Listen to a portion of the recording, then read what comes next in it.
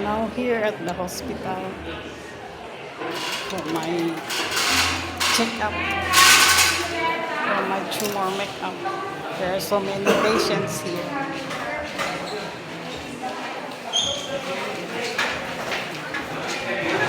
All in line. There are so many today. So many patients today. I need to wait.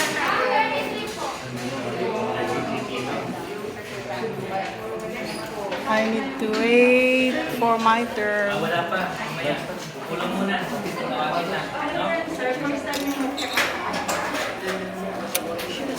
So many many patients here. So I need to wait. I'm happy my doctor is here today, Yes, madam. so I can have my tumor marker checked up. But I will stay here for Test pa. until it's now 9 o'clock, 9:10 a.m. in the morning. Okay. I have to wait another 4 to 5 hours because the doctor will be here by 1 o'clock or 2. We need to come here early for the record and then wait for the doctor for maybe 3 to 4 hours, 5 hours. Depends if he has no other appointment. Sometimes she is late.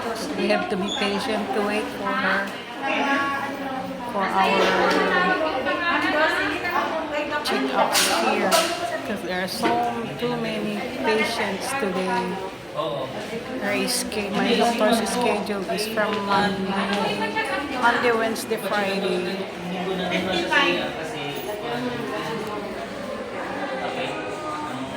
So I must be patient to wait ano yung isang Domingo? after my blood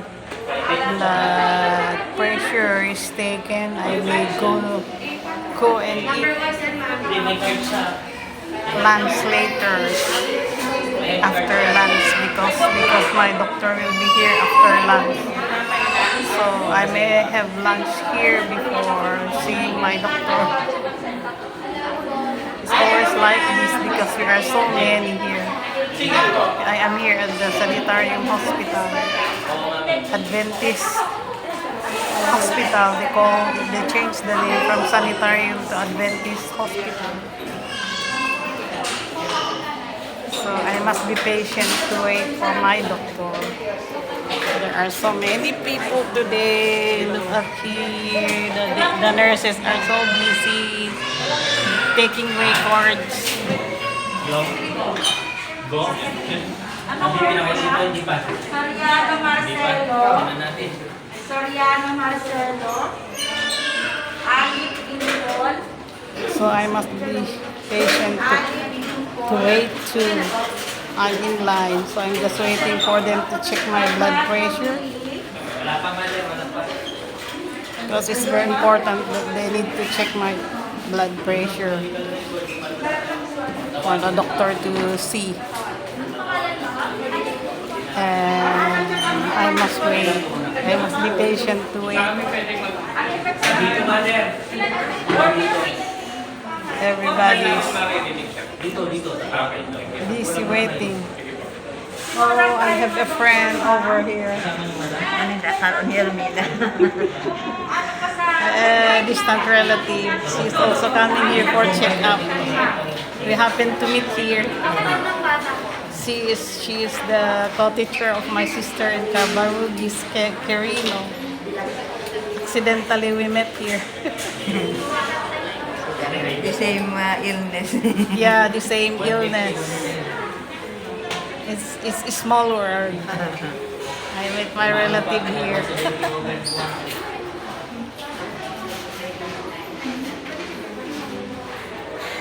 She's a teacher indeed. She is a teacher. Same school where my sister works in Quirino province. I'm happy she is here too.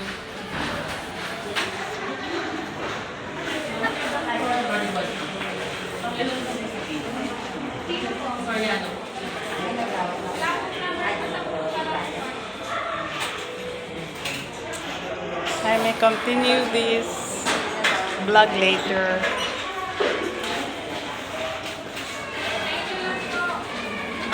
Thanks for watching.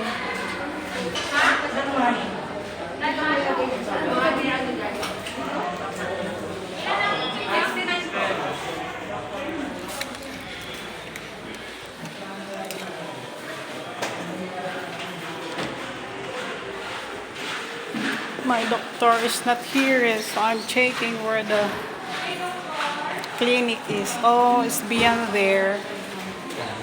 She's not here yet.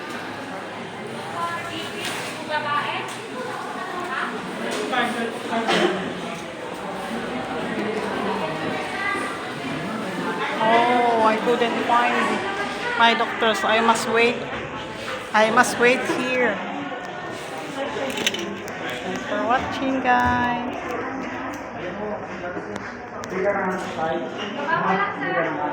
I come here for my tumor marker checkup.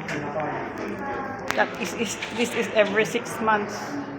Not every 2 months, but this is every 6 months. Medical checkup for my tumor marker. It's very important to know if I still have cancer cells. But I know I don't have. But I must be here for checkup. It's very important. This is very important to have my checkup every 6 months. So I will not be always worrying.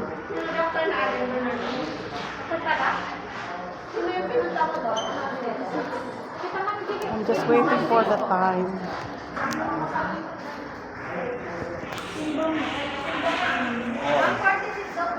I need to see my doctor because I don't want to be always worrying.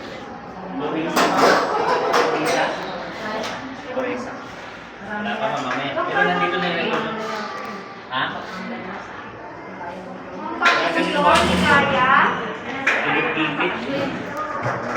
Other patients are also here. I have seen some of the patients that I was with during my chemotherapy. They are here also for their tumor marker because we were all in one room when we had our chemotherapy. I see them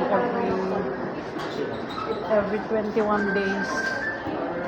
My chemotherapy was every 21 days. It took me 8 cycles to complete my chemotherapy. So we see each other every 21 days.